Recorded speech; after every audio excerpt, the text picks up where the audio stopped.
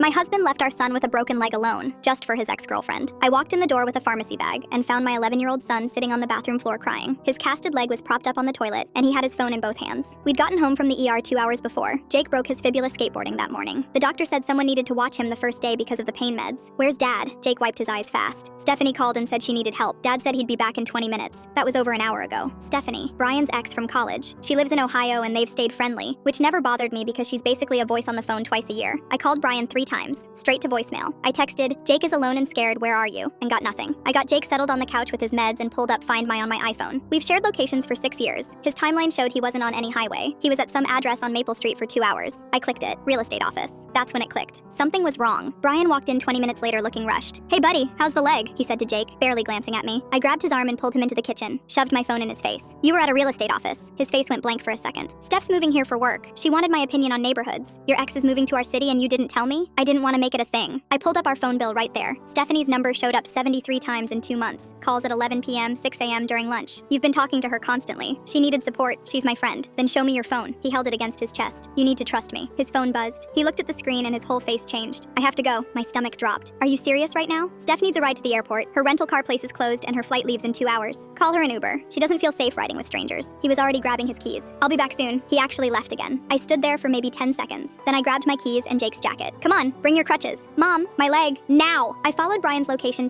He wasn't heading to the airport. He was going to the Riverside Inn off exit 12. I pulled into the parking lot 10 minutes after him. His Toyota was parked right in front of room 116. Through the window, I could see him sitting on the bed next to a woman with dark hair. They were sitting close, talking. I knocked hard. Brian opened the door and went white. "Jake's in the car watching you lie." The woman stood up fast. "I'm Stephanie. This isn't what it. Flight leaves in 2 hours, but you got a hotel room?" I looked at Brian. "I found the furniture store receipt from last month. You were shopping for kitchen tables with her on a Saturday. You said you had work training." Stephanie grabbed her bag and basically ran to her car. Brian followed me outside. "Please, let me explain. You left Jake twice today. For her." I got in my car and texted Brian's brother while I drove, told him to come get Brian's stuff from the house. When we got home, his brother was already there waiting. Brian showed up an hour later, but his brother wouldn't let him in. They had this whole argument on the front lawn. "You left your kid alone twice, man," his brother said. "What's wrong with you?" Brian kept saying I was overreacting, that nothing even happened. The next morning, I called a divorce lawyer. Brian's been blowing up my phone saying Stephanie moved back to Ohio anyway, so it doesn't matter. But 3 days ago, Jake asked me why Dad doesn't come around anymore. I couldn't even get the words out. Last night, Brian's brother called, said Brian's been a mess, barely eating, asking how to fix this. I told him there's nothing to fix. Brian made his choice when Jake was sitting on that bathroom floor crying and scared. He made it again at that hotel. Those weren't mistakes. That was him showing me exactly who mattered. The divorce papers are getting filed next week. Brian can see Jake on weekends once we sort custody.